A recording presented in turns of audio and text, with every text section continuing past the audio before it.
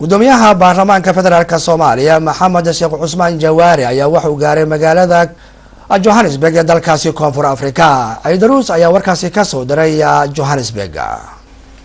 gudoomiyaha baarlamaanka Soomaaliya Professor Maxamed Sheekh Cusmaan Jawaari ayaa socdaal gaaban ku soo gaaray dalkani Koonfur Afrika. waxaana garoonka magaalada Johannesburg Orlando International Airport ku soo dhaweeyay qaar ka mid ah madaxda safaaradda Soomaalida waxgaradka iyo hoggaanka jaariyadda Soomaalida. Jawaari ayaa socdaalkiisa ku sheegay mid qaas oo isla markaasna uu doonayo inuu kaga faa'iideysto inta uu joogo dalkan Koonfur Afrika in uu kulamo la qaato madaxda dalkan Koonfur Afrika iyo qaar ka mid ah jaariyadda Soomaalida ee ku nool magaalada Johannesburg iyo Pretoria.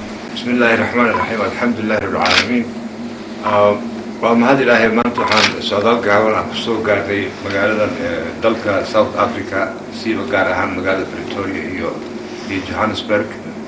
waxaan filayaa muddo gaaban aan joogay inaan wada hadal iyo shirar rasmi ah la yeesho jaaliyadda gaar ahaan jaaliyadda South Africa Soomaaliyeed degan inaan iswareysano annaga aan u warbixino ayagana wixii warahayaan ay nasiyaan waa faraxsanahay warbixintooda hordhacda ah safaaradda ayaa soo aad ugu mahadsan waxaan filayaa in marka ay ka soo dhigi doonaan ra'iis dhaafsi badan oo aan u baahnay labada dhinac sidoo kale waxaan arki doonaa dad kale oo ka tirsan dowladda South Africa siba dhinacyada khusaysa xagga dastuurada iyo sharciga haddii muddo gaaban ayaan gudoomiyaha baarlamaanka Soomaaliya ee xilka haya ayaa markii ugu horeysay socdaal ku yimid dalkan Koonfur Afrika iyadoo qaar ka mid ah xubnaha baarlamaanka Soomaaliya ay hore uga codsadeen inuu qayb ka noqdo xubnaha baarlamaanka ee ka qaybgalaya Pan African Parliament kulamadooda.